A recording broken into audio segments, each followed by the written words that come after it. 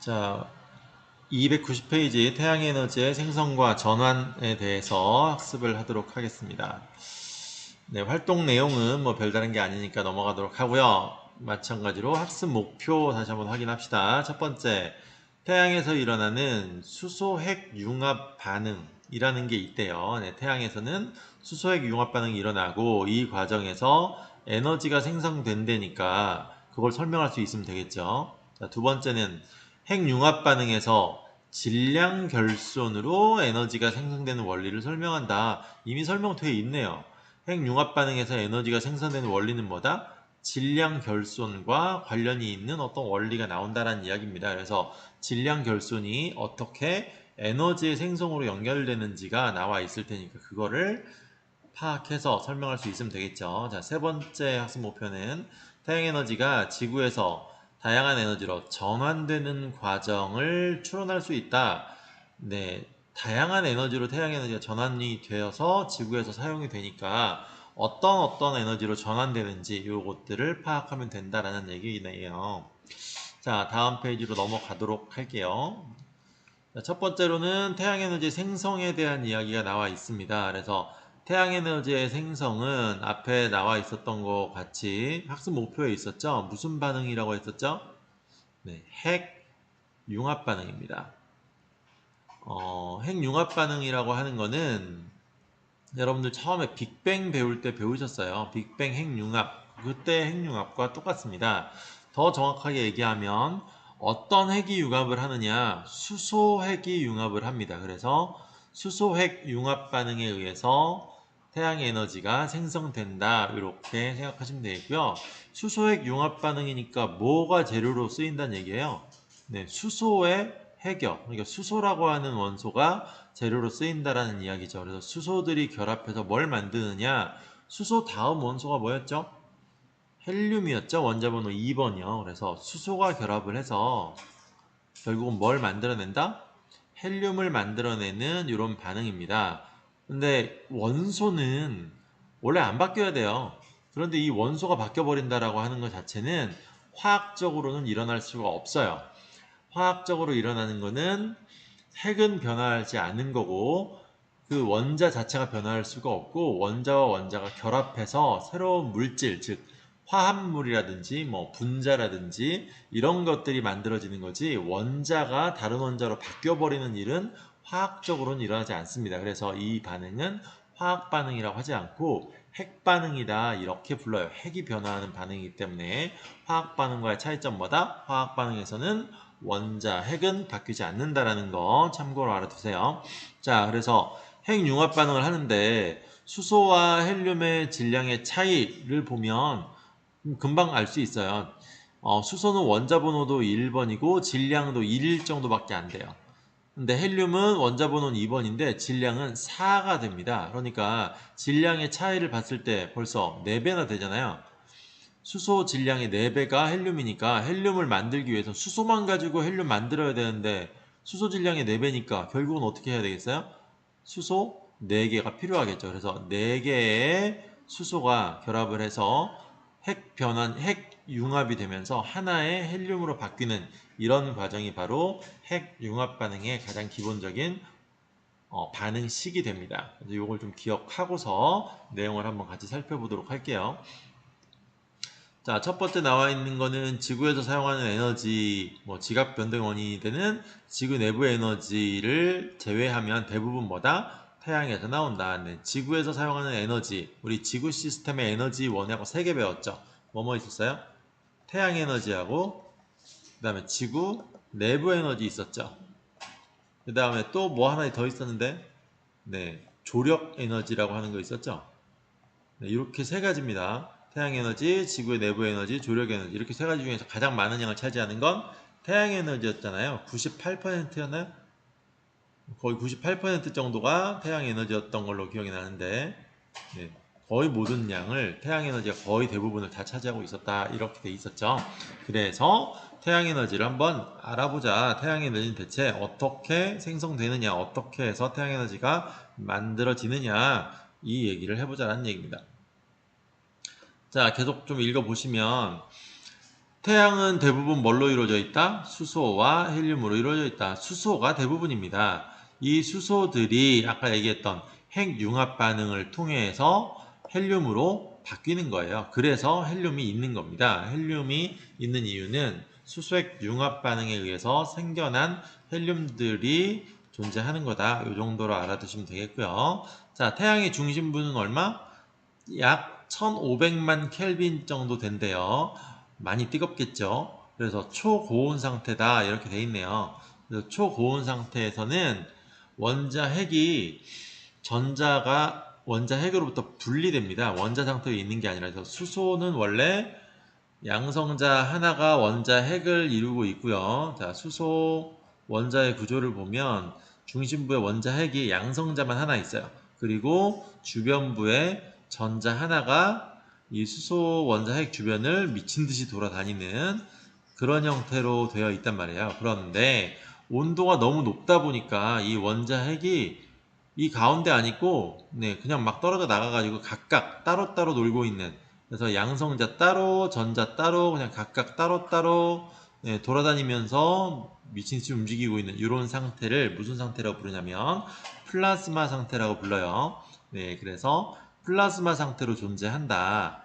이렇게 플라즈마 상태로 존재하는데, 그래서 전자의 생각을 안 하는 거예요. 그래서 전자가 화학 반응할 때는 보통 전자를 많이 우리가 얘기를 하는데 핵 반응에서는 핵끼리만 얘기를 합니다. 이 정도로 전자가 떨어져 나와 있다 이런 얘기겠죠. 그래서 전자의 영향은 이제부터 신경을 안 쓰고요. 수소 원자 핵이 몇 개가? 4개가 모일 것 같지만 실제로 반응 여기 보시면 그림에 나와 있죠.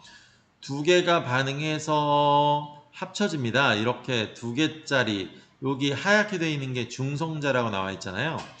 양성자가 중성자가 되려면 양성자는 분명히 플러스 전하를 띠고 있죠. 수소는 전부 다 플러스 전하를 띠고 있는 애들이에요. 수소라고 되어 있는데 정확하게는 수소 원자 핵을 얘기하는 거고, 수소 원자 핵은 무엇으로만 이루어져 있다? 양성자로만 이루어져 있다라는 얘기입니다. 그래서 이 수소 원자 핵들이 2개가 충돌을 하는데 플러스를 띠고 있는 애가 2개가 충돌을 했는데 여기 지금 보시면 하얀색은 뭐예요? 중성자잖아요. 그러니까 양성자 2개가 충돌을 했는데 양성자 하나가 지금 뭘로 바뀐 거예요? 중성자로 바뀐 거죠.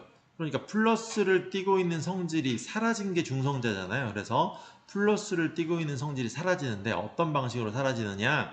양전자라고 하는 형태로 사라집니다. 양전자가 뭡니까? 전자는 우리가 알고 있는데 전자는 뭐였어요? 아까 앞에서 나왔죠. 원자 핵 주변을 돌고 있는 마이너스를 띠고 있는 입자였잖아요. 자, 이 입자와 질량은 똑같은데 플러스를 띠고 있는, 플러스 전기를 띠고 있는 입자가 발견이 됐어요. 그래서 이 플러스 전자하고 질량은 완전히 똑같은데 플러스를 띠고 있다고 해서 앞에 플러스만 붙여가지고 전자는 전자인데 플러스를 띤 입자다라고 해서 양전자다라는 말을 붙인 겁니다. 그냥 이런 게 있다라고만 알아두시면 돼요. 그러니까 얘는 플러스의 성질을 갖고 있는데 전자는 질량이 매우 작거든요. 무시할 수 있을 정도로. 그래서 원자 핵과 비교를 해보면 양성자, 중성자, 전자 이렇게 세 가지를 질량 비교를 해보면 양성자하고 중성자는 질량이 거의 비슷합니다. 다 참고사항이긴 한데 이런 거 외우지 마세요. 양성자 질량은 1832 정도 되고요. 전자를 1로 봤을 때, 그러니까 전자보다 1832배 정도가 무거워요. 중성자는 1836배 정도가 무겁습니다. 자, 그래서 양성자하고 중성자는 그냥 비슷하다 이렇게 봐요. 그런데 전자는 너무 작기 때문에 1800배니까 대략 2000배 정도 차이 나잖아요. 그래서 무시를 해버린다고, 질량은. 근데 어쨌든 참고로만 알아두세요. 그래서 양전자도 마찬가지로 질량은 너무 작아서 핵에 비하면 너무 작기 때문에 없는 걸로 쳐도 된다. 그런데 플러스 마이너스라고 하는 성질은 되게 중요하단 말이에요. 그래서 플러스 마이너스라고 하는 성질은 분명하게 우리가 신경을 써주셔야 됩니다. 여기에 양전자가 날아간다고 하는 것도 바로 그것 때문이에요. 플러스의 성질이 원래 2개만큼 있었죠. 양성자 2개가 충돌했으니까. 그런데 지금 어떻게 됐어요? 양성자 하나만 남아있으니까 플러스 성질 하나가 사라졌죠. 요거는 우리가 신경을 써줘야 돼서 플러스 성질 하나가 어떤 식으로 사라졌느냐, 바로 양전자라고 하는 형태로 플러스 전기의 성질이 사라졌다, 이렇게 설명을 하는 겁니다.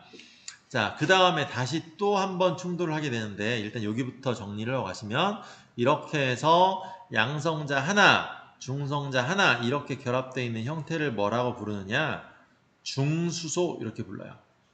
자, 여기서 중수소에서 중은 뭐냐면 무겁다라는 뜻이에요.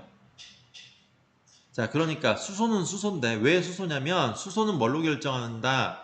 양성자 개수로 결정한다. 우리 앞에서 배우셨죠? 주기율표 하면서 주기율표에 있는 원소를 결정하는 건 주기율표상에 있는, 즉 원자 속에 있는 원자 핵 속에 들어있는 양성자의 개수로 정의한다.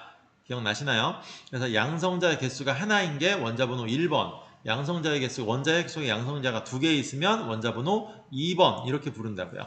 자, 그래서 지금 양성자 몇 개 있어요? 한 개 있죠. 하나는 중성자잖아요. 그러니까 원자핵 속에 양성자가 하나 있으니까 얘는 수소는 수소인데, 원래 수소는 양성자 하나만 있어야 되고 중성자가 없어야 되거든요. 그런데 중성자가 달라붙어 있으면서, 그러니까 양성자 하나 있을 때보다 대략 아까 1832, 1836 그랬으니까 비슷하니까 양성자 혼자 있을 때보다 거의 2배 정도로 무거워졌죠. 그래서 무거운 수소다, 이런 뜻으로 중수소다, 이렇게 이름을 붙였습니다. 자, 하나가 더 있어요. 뒤쪽에 나오게 되는데 뭐가 있냐면, 양성자 하나에 중성자 2개 있는 애도 있어요. 우리 책에는 안 나와 있지만 양성자 하나에다가 중성자를 2개 갖고 있는 녀석. 자, 마찬가지로 양성자가 하나 있으니까 이건 뭡니까? 수소겠죠? 네, 맞아요. 수소입니다. 수소는 수소인데 무겁죠? 그럼 무거우니까 중수소라고 불렀는데 아까보다 더 무겁죠? 그러니까 뭐라고 불러야 되느냐? 아까 얘는 중수소, 얘는 몇 배나 무겁냐면 수소보다 3배가 무거우니까 삼중수소 이렇게 불러요. 그러면 얘는 2배 무거우니까 이중수소입니까? 아니요, 그냥 얘는 그냥 이중수소라고는 안 하고 중수소라고만 합니다. 그래서 중수소, 삼중수소 이런 것들이 있다. 그럼 여기 있는 건 뭘까요? 지금 양성자가 몇 개 있어요? 그 다음번에 있는 거 양성자 2개죠. 그러면 뭐다? 네, 양성자 2개니까 원자번호 2번이잖아요. 그럼 뭐예요? 헬륨이겠죠. 자, 헬륨은 헬륨인데 질량이 원래 있는 헬륨보다 좀 작아요. 원래 있는 헬륨은 중성자가 2개 있어야 되거든요. 그래서 얘는 질량이 좀 모자란 3헬륨 이런 식으로 이름을 붙입니다. 자, 그 다음에 있는 애는 제대로 된 헬륨이 나와 있죠. 이 3헬륨 2개가 부딪히면서 꽝 충돌한 장면이고요. 얘네들이 부딪히면서 양성자 2개, 즉 수소 원자핵 2개는 튀어나가면서 가운데 뭐가 생겨 있어요? 지금 헬륨 원자핵이 딱 만들어져 있죠. 얘는 질량수가 4 이렇게 됩니다. 수소 원자핵의 4배. 자, 3중수소, 3헬륨, 그냥 헬륨 다 아시겠죠? 얘는 그냥 1중수소 이런 거 없이 그냥 수소. 그래서 대표적인 애들 수소와 헬륨이 가장 기본인 애들이고, 여기서부터 벗어나면, 기본에서 벗어나면 특이한 이름을 하나씩 붙여준다. 뭐가 특이한지에 대해서 붙여준다. 얘는 편하게 그냥 너는 질량이 좀 작구나. 원래 사야 되는데 질량이 3밖에 안 되네. 그런데 양성자는 2개 있네. 그러니까 양성자 2개니까 원자 번호가 2번인 너도 헬륨인데 질량이 3밖에 안 나오는구나. 그래서 3헬륨 이렇게 붙이는 거고요. 수소 같은 경우에는 네, 원래는 질량수가 1인데 질량이 좀 더 무거워졌으니까 중수소, 하나가 더 붙으면 삼중수소 이런 식으로 부른다. 뒤쪽에 한번 더 나올 겁니다. 그때는 네, 설명 안 해도 잘 따라오셔야 됩니다. 자, 이런 식으로 해서 결합이 되니까 총 6개의 수소가 네, 3헬륨을 만든 다음에 충돌을 해서 헬륨 하나를 만들고, 2개의 수소 원자핵이 그냥 빠져나오는 거니까 실제로 반응에 참여한 건 몇 개예요? 4개의 수소 원자핵만 참여를 했죠. 그래서 4개의 수소 원자핵 이렇게 4H만 쓰는 거고요. 뒤에 1은 생략을 해도 됩니다. 그래서 요거를 더 간단하게 쓰면 4H가 하나의 H2로 바뀐다. 이게 바로 핵융합 반응에 대한 반응식이 되겠습니다. 화학 반응식은 아니고요. 핵 반응식이라고 해야 되겠죠. 자, 계속 한번 책 읽어볼게요. 자, 핵융합 반응을 일으키는데 처음에 몇 개가 수소 원자핵 6개가 단계별로 충돌합니다. 중수소 만들고 3헬륨 만들고 이런 식으로 단계별로 충돌한 다음에 최종적으로 뭐가 만들어진다? 헬륨 원자핵 1개와 수소 원자핵 2개를 만든다. 따라서 몇 개의 수소 원자핵이 4개의 수소 원자핵이 뭉쳐서 뭘 만든다? 1개의 수소 헬륨 원자핵을 만들어낸다. 이 반응을 뭐라고 한다? 수소핵 융합 반응이라고 한다. 자, 이 과정에서 굉장히 많은 에너지가 발생을 하게 되는데 이 에너지를 태양 에너지라고 부르게 됩니다. 자, 그러면 과연 왜 갑자기 이렇게 많은 에너지가 튀어나오느냐에 대한 이야기를 다음 페이지에서 연결해서 해보도록 할게요. 자, 질량과 에너지의 관계 이렇게 되어 있는데 해보기를 보면서 한번 질량과 에너지 관계를 비교만 좀 해볼게요. 자, 원자 질량 단위를 이거는 얘기를 하고 있습니다. 그래서 값을 한번 볼게요. 헬륨의 원자핵은 지금 얼마가 되어 있냐면 4.0015 U 이렇게 되어 있는데 그냥 이거는 질량 자체를 너무 작잖아요. 헬륨 원자의 질량이니까 어마어마하게 작겠죠. 그래서 그 작은 값을 다 설명할 수가 없으니까 그냥 우리가 숫자로만 표시를 한 거고 실제로는 이렇게 작아요. 1유니트는 1 원자 질량은 1.66 곱하기 10의 마이너스 27승 킬로그램이나 됩니다. 그러니까 여기에다 곱하기 4.0015 이걸 곱해주면 네, 헬륨 원자에게 실제 질량이 나오겠죠. 그러면 1.66 곱하기 4.0015 곱하기 10의 마이너스 27승 킬로그램이라고 하는 네, 별로 생각해보고 싶지도 않은 그런 작은 숫자가 나옵니다. 계산하기도 좀 짜증나겠죠. 0이 어마어마하게 많이 붙겠죠. 자, 그 정도로만 기억하시면 되겠고요. 중요한 건 모두 다 같은 단위를 쓸 거니까 상대값으로만 비교를 하자라는 거고. 자, 양성자 한번 볼게요. 양성자의 질량은 1.0073이고요. 중성자의 질량은 1.0087입니다. 자, 그러면 헬륨 원자핵은 4.0015라고 그랬는데 양성자가 몇 개 들어가 있더라? 헬륨 원자핵에는 네, 양성자가 2개 있죠. 양성자 2개. 그 다음에 중성자도 2개 있잖아요. 네, 중성자 2개. 그럼 한번 계산해 볼까요? 양성자 2개면 이거 값이 얼마예요? 2.0146. 그 다음에 중성자 2개. 마찬가지로 2.0174 이렇게 나오네요. 자, 계산은 알아서 빨리빨리 하시고요. 자, 그러면 양성자 2개와 중성자 2개로 이루어져 있는 헬륨 원자핵의 질량은 2개 합치면 되겠죠? 자, 합치면 얼마 나와요? 4.0320이니까 생략합시다. 네, 이렇게 나오죠. 자, 4.032라고 하는 게 나와야 되는데 실제 헬륨 원자핵의 질량 아까 볼까요? 얼마예요? 4.0015 이렇게 돼 있죠. 자, 그러면 한번 빼봅시다. 분명히 양성자 2개와 중성자 2개로 이루어져 있는데 실제로 헬륨 원자핵의 구성이 그렇게 되어 있는데 원자핵의 질량은 얼마가 지금 사라져 있냐면 0.0305라고 하는 요만큼 유닛 원자 질량이니까 U라고 하는 단위를 쓰긴 하는데 0.0305U만큼 작잖아요. 그러니까 요만큼이 지금 빠져있죠. 분명히 양성자 2개, 중성자 2개 질량을 합치면 4.0320이 나와야 되는데 4.0015밖에 안 나와 있어서 이 질량 어디 갔냐 이거야. 야, 왜 질량이 모자라? 질량 왜 학교 안 나왔어? 결석했어? 이런 얘기예요. 그래서 질량이 왜 빠졌냐라고 해서 질량의 결손이라는 말을 합니다.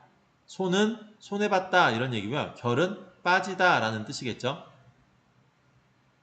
네, 그래서 합쳐가지고 질량 결손이라는 말을 해요. 원래 있어야 되는 질량이 사라져서 보이지 않는다. 계산해보니까 원래 있어야 되는 질량이 안 보여 라는 뜻으로 쓴 게 바로 질량 결손이라고 하는 용어예요. 나와 있죠. 자, 질량의 차이가 나는 거. 이 질량 결손이라는 말은 언제 사용을 하느냐? 질량 보존 법칙 다 기억나십니까? 네, 질량 보존 법칙은 질량은 항상 더 늘어나지도 않고 줄어들지도 않는다. 이게 바로 질량 보존 법칙이었죠. 이게 항상 성립이 돼야 돼요. 그런데 질량 보존 법칙에 위배되는 그런 경우요.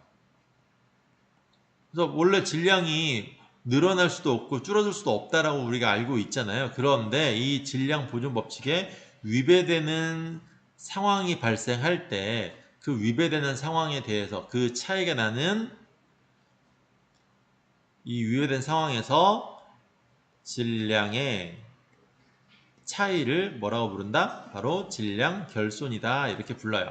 그래서 질량은 항상 일정해야 되는데 질량이 줄어들었다 이런 이야기겠죠. 결손이니까. 그래서 이 질량의 차이가 나타날 때 질량 결손이다라고 하는데 이게 왜 중요하냐? 이 질량이 그럼 과연 어디로 갔느냐? 네, 아인슈타인 아저씨가 다시 등장을 합니다. 우리 빅뱅 할 때 맨 처음에 우주의 탄생에서 빅뱅 이론 배울 때 했던 거죠. 자, 아인슈타인의 어떤 원리가 등장을 해야 되느냐? 네, 그냥 참고로만 알아둡시다. 이것도 역시 책에 안 나와 있으니까 참고로만 할게요. 질량, 줄 긋고 에너지, 등가 원리라고 합니다. 자, 간단합니다. 질량과 에너지가 같다라는 뜻이죠. 가격이, 가치가, 값이 같다 이런 얘기예요.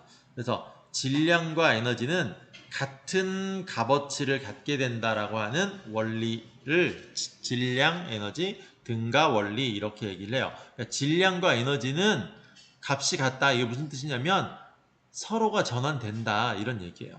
그래서 질량이 에너지로, 에너지가 질량으로 서로 전환될 수 있다. 이런 원리를 질량, 에너지, 등가 원리라고 합니다. 자, 여기 나와 있죠. 질량과 에너지는 서로 변환될 수 있는 물리량이다. 서로가 질량이 에너지로, 에너지가 질량으로 서로 바뀔 수 있다라는 겁니다. 아인슈타인 아저씨가 한 거고요. 네, 기억은 해 놓으세요. 이거를 모르게는 설명이 안 되니까. 그래서 아인슈타인, 네, 아인슈타인. 자, 아인슈타인 아저씨가 뭘 발견을 했다고요? 질량과 에너지는 질량이 에너지로, 에너지가 질량으로 서로 교환이 가능하다. 상호 전환이 또는 뭐 변환이라고 해도 되고요. 가능하다. 그러니까 질량과 에너지가 서로 전환할 수 있다. 이러니까 설명이 되죠. 뭐가? 아까 질량이 사라졌다고 그랬잖아요. 원래는 4.032만큼의 질량이 나와야 되는데 실제로 헬륨 원자핵의 질량을 구해보니까 4.0015밖에 안 나왔고 0.0305만큼의 질량이 사라졌는데 질량 결손이 생겼는데 이 질량 결손이 뭘로 전환되었다? 바로 에너지로 전환되었다. 그래서 이 에너지가 외부로 방출되고 있다. 이렇게 설명을 하면 태양 에너지가 왜 생기는지에 대한 해석이 가능해진다라는 이야기예요. 그래서 아인슈타인의 이 질량 에너지 등가 원리를 이용해서 태양에서 핵 융합 반응에 의해서 에너지가 생산되고 있는 그 과정에 대해서 설명이 가능하다라는 이야기입니다. 자, 앞에 가서 다시 한번 정리해 볼게요. 자, 이 식을 그러니까 어떻게 정리할 수 있다? 4H, 4개의 수소 원자 핵이 하나의 헬륨 원자 핵으로 바뀌는 과정에서 에너지가 튀어나오는데 왜 에너지가 튀어나오냐면 질량 결손이 생긴다고요. 이 반응은 수소 핵 융합 반응이고요. 자, 이 수소핵 융합 반응을 하면서 질량을 비교해 보면 어디가 더 무겁다고? 4개의 수소 원자핵 쪽이 더 무거워요. 그래서 헬륨 원자핵과 이게 두 개를 비교해 보면 이쪽이 4개의 수소 원자핵을 합친 질량이 하나의 헬륨 있는 것보다 더 무겁다라는 이야기입니다. 그래서 질량이 줄어들어요. 질량 결손이 발생하는 거고 이 질량 결손분이 뭘로 바뀌게 된다? 에너지로 전환이 된다. 이렇게 전환된 에너지가 튀어나오게 된다. 이게 바로 태양 에너지의 근원이었다라는 이야기입니다. 태양 에너지는 바로 이 에너지였습니다. 자, 그래서 태양 에너지가 어떻게 만들어지는지까지 우리가 같이 알아보았고요. 자, 그러면 다음 페이지로 넘어가셔서 292페이지에서 293페이지로 이제 넘어가셔서 아인슈타인이 얼마나 변환되는지에 대해서 어떻게 정리를 해놨는지 잠깐만 살펴볼 텐데 이거는 마찬가지로 물리에 가서 배우시면 됩니다. 이 내용까지 정확하게 다 막 계산을 하고 이런 것까지 할 필요는 없고요. 자, 에너지의 크기는 M은 질량이고요. C는 광속입니다. 빛의 속력은 꽤 빨라요. 얼마죠? 빛의 속력 또는 뭐 속도 이렇게 계산하는데 1초에 30만 킬로미터를 갑니다. 얼마 동안에? 1초 동안에요. 그래서 1초에 30만 킬로미터를 날아가는 그런 속력으로 얘는 움직이고 있어요. 그래서 요거에다가 곱하기 질량이요. 킬로그램이죠? 얼마가 될지 모르겠지만 이렇게 곱하면 에너지의 단위인 줄로 바뀝니다. 그러니까 30만 킬로미터 이거를 가지고 해야 되는데 문제는 뭐냐면 속력을 제곱배를 또 해야 돼요. 빛의 속력의 제곱, MC 제곱으로 되어 있잖아요. 그래서 이 속력의 제곱배니까 숫자가 엄청나게 커지겠죠. 그래서 아주 작은 양의 질량이 바뀔 때에도 굉장히 큰 에너지가 생겨나게 된다. 그래서 질량과 에너지를 비교해 보면 정말로 어마어마하게 크게 증가하는 그런 현상이 나타납니다.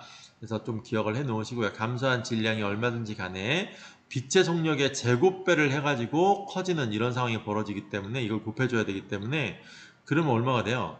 12, 0이 하나, 둘, 셋, 넷, 다섯이니까 10에 3 곱하기 10의 5승인데 킬로그램으로 되어 있잖아요. 킬로미터로 되어 있으니까 이걸 다시 또 미터로 바꿔줘야 되는데 킬로는 10의 3승 미터 퍼 세크 이렇게 되겠죠. 그러면 요거를 제곱해야 되기 때문에 얼마가 나오냐면 9 곱하기 10의 16승 미터 제곱 퍼 세크 제곱 이렇게 나와요. 그러면 1g이라고 치면 곱하기 1g 이렇게 하게 되면 킬로그램으로 해야 되겠네요. 1kg짜리가 너무 크니까 이렇게 했던 건데 1g만 해봅시다. 그럼 1g은 얼마냐면 킬로그램 단위로 바꿔야지 우리가 줄을 계산할 수 있거든요. 자, 1000분의 1kg 이렇게 되겠죠. 킬로가 1000이니까 그래서 요거 두 개를 곱해주게 되면 이건 10의 마이너스 3승이니까 이거를 곱하게 되면 단위는 줄로 바뀌고요. 9 곱하기 10의 16승 10의 마이너스 3승 이렇게 해주면 10의 13승 줄 이렇게 되네요. 그래서 1g이 질량 결손이 생기게 되면 그 질량이 에너지로 바뀔 때 얼마? 9 곱하기 10의 13승 줄이라고 하는 에너지가 나와요. 자, 이거를 만약에 칼로리로 한번 바꿔본다 라고 한다면 1칼로리는 4.2줄 이 정도가 되거든요. 그래서 그러면 줄을 칼로리로 바꾸는 방법은 4.2줄 분의 1칼로리 요게 1 이렇게 되겠죠. 그럼 양변에다 곱해볼게요. 4.2줄 분의 1칼로리. 자, 이렇게 곱하면 줄과 줄이 없어지고 칼로리로 바뀌게 되겠죠. 그러니까 9 곱하기 10의 13승을 4.2로 나누면 되겠네요. 자, 이걸 제가 암산으로 할 수는 없으니까 얼른 핸드폰으로 계산을 해보면 9 나누기 4.2 하면 되겠죠. 그러면 2.14 곱하기 10의 13승 칼로리가 나오고요. 10의 13승 칼로리면 킬로칼로리로 바꾸게 되면 2.14 곱하기 10의 10승 킬로칼로리 이렇게 되겠죠. 이거 왜 킬로칼로리로 바꿨냐면 어, 밥 한 공기로 계산을 하려고 그래요. 밥 한 공기에 들어가 있는 우리가 먹는 밥 한 공기에 들어가 있는 열량을 보통 200kcal로 계산을 한단 말이에요. 이게 200kcal에 뭐가 들어있다? 밥 한 공기가 이 정도 된다라고 보면 곱해 줍시다. 곱하기 200kcal에 밥 한 공기다. 그럼 밥이 몇 공기가 나오는지 한번 봅시다. 자, 요걸 계산을 해주면 킬로칼로리와 킬로칼로리 약분되고요. 자, 그러면 밥 몇 공기인지만 남겠죠. 자, 그러면 얼마가 나오느냐? 2.14 이거 대충 약분할게요. 10의 마이너스 2승이니까 공 2개 없애고 10의 8승 그 다음에 2하고 2.14인데 그냥 대략 약분해서 1이라고 합시다. 그러면 결국은 값은 얼마가 나와요? 1 곱하기 10의 8승 공기 이렇게 나오겠죠? 답으로 얘기했을 때요. 자, 그러면 얼마예요? 1 곱하기 10의 8승이면 1, 하나, 둘, 셋, 넷, 다섯, 여섯, 일곱, 여덟 개면 1, 10, 100, 1000만, 10만, 100만, 1000만, 1억 공기. 자, 이 정도가 나온다고요. 밥 1억 공기 정도에 해당하는 에너지가 얼마만큼으로부터 나온다? 1g으로부터 나올 수 있다. 질량이 에너지로 바뀌게 되는 이 질량 에너지 등가 원리에서 질량 결손이 생기면서 그러니까 핵 반응을 할 때 사라지는 1g, 이 1g의 에너지가 완전히 에너지로 전환이 되게 되면 무려 밥 1억 공기에 해당하는 에너지만큼을 만들어낼 수가 있다는 이야기입니다. 그러니까 핵발전이라는 게 그만큼 효율이 굉장히 좋은 그런 발전 방식이다라는 것들을 알 수가 있겠죠. 자, 나머지 내용들은 그냥 읽어보면 되는 내용이어서 같이 한번 또 책을 한번 읽어보시면 이렇게 질량 결손에 의해서 에너지가 생성된다라는 이야기고요. 감소한 질량에 해당하는 에너지가 방출된다. 앞에서 설명한 거죠. 그 중에 일부가 지구에 도달해서 에너지 순환과 전환을 일으킨다. 이런 얘기가 그냥 나와 있는 겁니다. 자, 핵 융합 발전이라고 밑에 읽어보기 자료 나와 있는데 이거 잠깐만 살펴볼게요. 자, 핵 융합 발전이라고 한다는 건 뭐냐면 핵 발전하고는 달라요. 자, 우리가 지금 쓰고 있는 핵 발전은 무슨 발전이라고 그랬죠? 핵 분열 발전입니다. 핵 분열 발전하고는 전혀 다른 과정이죠. 핵 분열 발전은 핵을 쪼개 나가는 과정이고요. 핵 융합 발전은 핵을 합치는 과정이기 때문에 정반대의 과정이에요. 근데 핵 분열은 우리가 우라늄 같은 걸 이용해서 분열을 하게 되고 그 과정에서 방사선이라든지 이런 것들이 막 쏟아져 나오고 방사선 폐기물이 나오고 하는데 핵 융합 발전은 뭘 이용하냐면 중수소라든지 삼중수소 이런 걸 이용해요. 그리고 나서 만들어지면 나오는 게 헬륨하고 중성자밖에 안 나오기 때문에 이산화탄소도 안 나오고 방사성 폐기물도 전혀 나오지 않아서 친환경 에너지라고 알려져 있습니다. 근데 문제점은 뭐냐면 아까 태양의 중심부에서 일어난다고 그랬잖아요. 자, 태양의 중심부에서 일어난다라고 했을 때 태양의 중심부가 왜 그렇게 될 수 있었냐면 온도가 매우 높아서 플라스마 상태라고 했었죠. 자, 보시면 어떻게 돼 있어요? 약 1500만 켈빈이나 되는 그런 높은 온도 상태를 만들어 줘야만 가능한 이야기입니다. 그래서 여기도 보시면 굉장히 높은 온도가 만들어져요. 1500만 도. 그런데 지금 보시면 1억 켈빈 이상으로 가열한다 이렇게 되어 있잖아요. 그래서 플라스마 상태로 만든다 이렇게 되어 있죠. 그래서 이 정도로 가열을 해야만 최소한 1500만 켈빈 이상 이 온도 이상으로 만들어줘야만 켈빈이나 도시나 똑같아요. 우리가 쓰는 도시로 해도 비슷해져요. 왜냐하면 이 도시하고 켈빈의 차이는 273 차이 나요. 근데 1500만 도가 대략이기 때문에 우리 오차에서 배웠죠. 1500만 273이나 1500만이나 전부 다 똑같이 쓸 수 있다라고요. 어차피 오차 범위 안에 들어가기 때문에. 그래서 이 1500만 켈빈 이상으로 가열을 해야 되는데 문제는 뭐냐면 1500만 켈빈 이상으로 버텨낼 수 있는 용기가 없잖아요. 그런 물질이 존재하지 않죠. 그렇기 때문에 물질로서 만들 수가 없어요. 그래서 굉장히 어려운 방식인데 뭘 이용하느냐면 자기장으로 가둬놓습니다.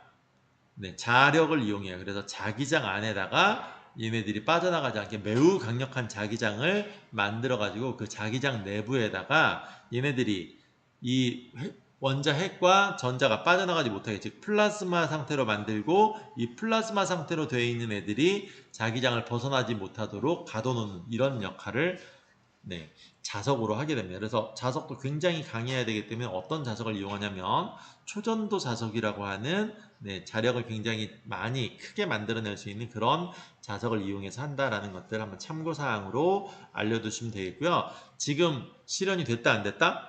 네, 지금까지 실현은 되지 않았어요. 상용화가 되었다라고 우리가 보통 이야기를 하는데, 상용화라고 하는 건 일상생활에서 이용할 수 있게 되었다 이런 뜻이에요. 쓰다라는 거고 되다라는 거고요. 상은 네, 일상을 얘기를 합니다. 그래서 우리가 일상적으로 평상시에 쓸 수 있게 되었다라고 하는 걸 상용화라고 하는데, 아직 상용화는 안 되었고요. 개발하고는 있어요. 연구 단계에서 뭐 성공했다라는 말들은 하고 있습니다. 어느 정도 단계까지 지금 진척이 됐는지 모르겠지만 이런 플라즈마 원자로를 개발해서 뭐 실험을 했다 이런 얘기들을, 그래서 조금씩 다가가고는 있다. 이 정도로만 정리를 지금은 해두시면 될 것 같습니다. 자, 그러면 다음 페이지로 넘어가서 294페이지에 태양 에너지가 지구로 오게 되면 어떤 식으로 변환되고 어떻게 옮겨 다니면서 지구한테 에너지를 공급하는지에 대해서 네, 빠르게 좀 살펴볼 텐데, 이건 뭐 크게 어려운 내용들이 없어서요. 전환되는 건 다른 걸로 바뀌는 거, 순환되는 건 갖다 되돌아오는 거죠. 원래 위치로 되돌아오는 거, 그런 얘기겠죠. 그래서 전환된 다음에 다시 축적되기도 하고 다른 에너지로 또 바뀌기도 하고 그러면서 에너지 순환, 다시 에너지가 되돌아오기도 한다. 이런 식으로 설명이 되어 있네요. 자, 어떻게 되는지를 봤더니, 자, 태양 에너지가 맨 첫 번째로 가장 많이 오는 지역이 있겠죠. 어디예요? 그렇죠. 적도지방이죠. 적도지방에는 태양 에너지가 굉장히 많이 들어옵니다. 그래서 뜨겁잖아요. 네, 바닷물도 뜨겁고 땅도 뜨겁고 이렇게 굉장히 뜨거운 이런 상태. 공기의 온도도 당연히 뜨겁겠죠. 자, 이렇게 공기도 뜨겁고 다 뜨거운 상태에서 어떤 일이 벌어지냐면 대기, 공기죠. 그 다음에 해수, 바닷물이죠. 얘네 둘은 움직일 수 있잖아요. 땅은 어떻게 돼요? 땅은 고체 상태니까 못 움직이죠. 그래서 땅이 뜨거워지는 건 어떻게 할 수가 없어요. 그렇지만 공기와 바닷물은 뜨거워지면 이동을 할 수가 있다는 거예요. 그래서 공기와 바닷물에 의해서 순환을 하면서 어디서 어디로, 저위도 지역은 적도를 얘기하는 거고요. 그 다음에 고위도 지역이라고 하는 건 극지방을 얘기를 합니다. 그래서 저위도 지방, 적도 지역에 남는 에너지, 태양 에너지가 많이 들어와서 풍부한 그런 에너지가 부족한, 얼마 에너지가 들어가지 않는 극지방까지 전달하는 과정을 누가 담당하고 있다? 대기와 해수가 담당하고 있다. 그래서 우리가 앞에서 뭐라고 배웠어요? 대기, 대순환 이런 거 배웠죠. 그 다음에 해류라는 거 배우셨죠. 네, 이런 것들에 의해서 네, 태양 에너지가 전달된다. 태양 에너지의 순환 과정이겠죠. 어디에서 어디로? 저위도에서 고위도 방면으로 네, 움직여 간다. 자, 이게 첫 번째 내용이고요. 자, 그 다음에 전환에 대한 이야기들도 좀 살펴볼게요. 자, 어떤 식으로 전환이 되느냐? 기본적으로 태양 에너지가 오면 물로 들어오면 어떻게 됩니까? 물을 증발시키겠죠. 태양 에너지가 물을 증발시켜요. 그럼 뭐가 돼요? 물이 증발되면 수증기가 되겠죠? 네, 이 수증기로 변합니다. 이 수증기가 어디로 가요? 위로 올라가서 구름이 되는 거죠. 자, 이 구름이 되어버리면 수증기가 갖고 있던 게 이제 어디로 가느냐? 구름이 되면 이건 하늘 위에 있는 거니까 위치 에너지라고 했던 그쵸? 포텐셜 에너지로 바뀌어요.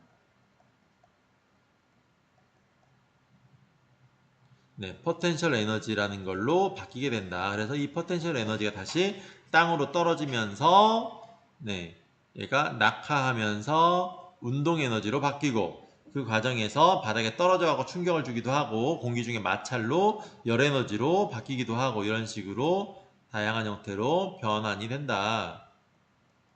이런 내용이에요. 다시 한번 책 읽으면서 볼게요.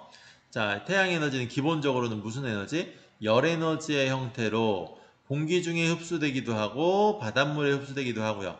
공기 중에 흡수되면 공기의 온도가 올라가니까 기온이 상승하는 거 뭐? 그렇죠. 지구 온난화 이런 것들이 나오겠죠. 온실효과 이런 것들이 나타나는 거고요. 해수에 흡수되게 되면 물이 증발하면서 구름이 생긴다거나 그래서 비나 눈 같은 게 나온다거나 기상현상을 일으키는 거. 그 다음에 땅에 떨어지면서 호수나 강에 저장되고 자, 그 다음에 바람을 일으키기도 합니다. 공기가 뜨거워지면 위로 상승하죠. 자, 땅이 이렇게 있는데 태양빛이 이 부분에만 너무 많이 내려와요. 태양 에너지가 너무 많이 이 부분에만 비치게 된다. 그렇게 되면 여기가 가열이 되면서 이 위에 있는 공기 덩어리가 뜨거워지니까 공기 덩어리가 위로 올라가요. 공기가 상승을 합니다. 그럼 원래 이 자리는 진공이 될 수는 없어요. 비죠. 그러니까 주변에 있는 공기들이 이렇게 이 빈자리를 향해서 몰려들어요. 예, 주변에 있는 공기가 이동한다. 공기의 이동. 이게 바로 뭐예요? 바람이죠. 바람은 한자로 네, 풍. 네, 그러니까 공기가 이동하고 즉 바람이 부니까 여기에다 뭘 설치하자? 프로펠러 하나만 달자. 자, 그럼 이 프로펠러 돌아가겠죠? 이 프로펠러 돌아갈 때 반대쪽에다가 자석 달고 주변에다가 코일 달아 놓으면 코일에 뭐가 생겨요? 전류가 생기겠죠. 그러니까 이건 프로펠러가 아니라 뭐가 되는 거예요? 터빈이 되는 거고 뭐에 의해서 돌아가는? 바람에 의해서 돌아가는 바람의 힘에 의해서 돌아가는 그래서 뭐가 됩니까? 풍력이라는 걸로 우리가 에너지를 다시 만들 수 있겠죠. 바람의 운동 에너지 이런 것들이 됩니다. 그래서 아래쪽에 좀 더 보시면 자 이렇게 해서 물의 포텐셜 호수나 강 댐에 있는 물은 포텐셜 에너지 그 다음에 바람의 운동 에너지 이런 걸 이용해서 수력 발전이나 풍력 발전으로 전환할 수 있다는 거고요. 공기 중에 있는 이산화탄소는 광합성을 통해서 식물의 양분으로 저장됩니다. 그래서 이산화탄소가 식물에 저장되는 방식은 광합성을 통해서 양분으로 저장된다는 거. 그 다음에 태양의 빛 에너지. 자, 광합성이 뭐였냐면 광이 뭐예요? 태양광을 얘기하는 거죠.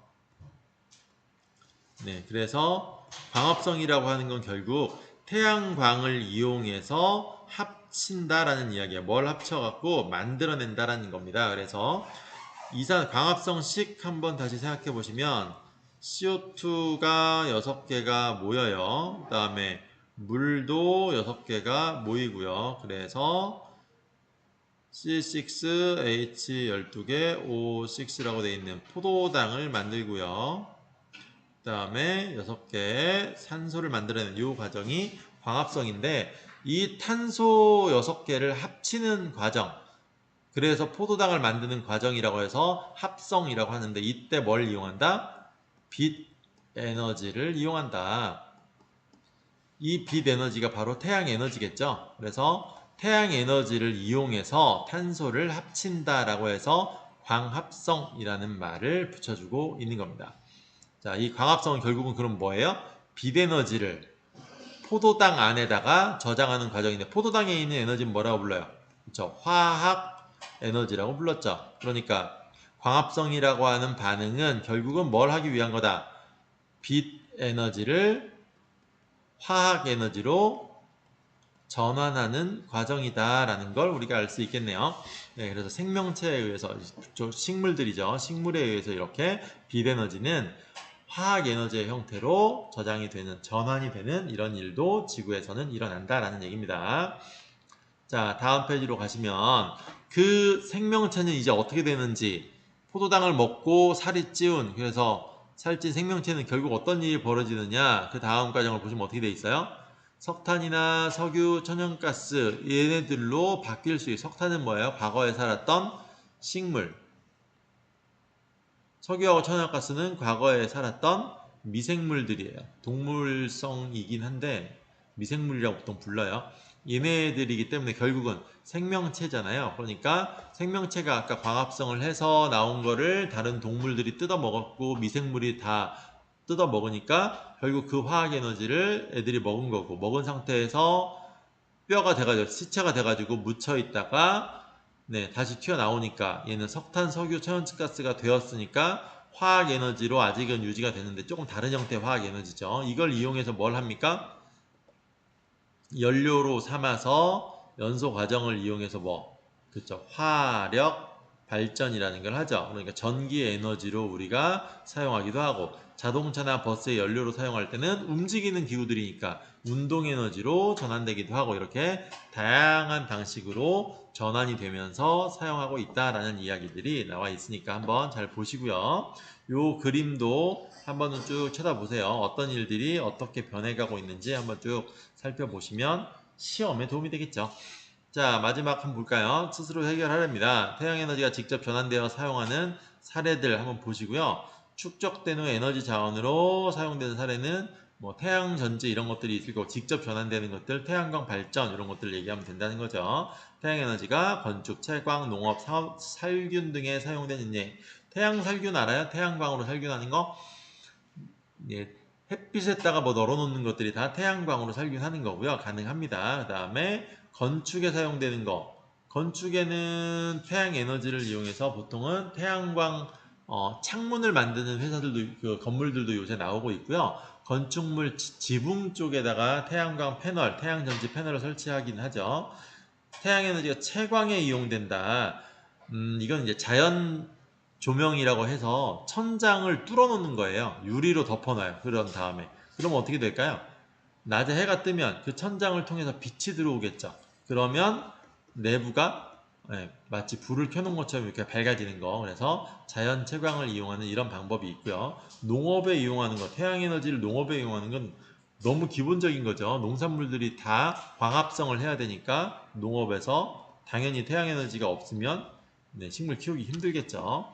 네, 이렇게까지 해서 우리가 태양에너지를 어떻게 활용할 수 있는지까지 알아봤고요. 다음 시간에는 이제 마지막 단원이 됩니다. 발전과 지구 환경, 그래서 신재생에너지 이런 것들이 나오고, 어떻게 하면 우리가 지구 환경을 지킬 수 있는지 이런 내용들이 나오게 될 겁니다. 한 번씩 읽어보고 오시면 많은 도움이 됩니다. 수고하셨습니다.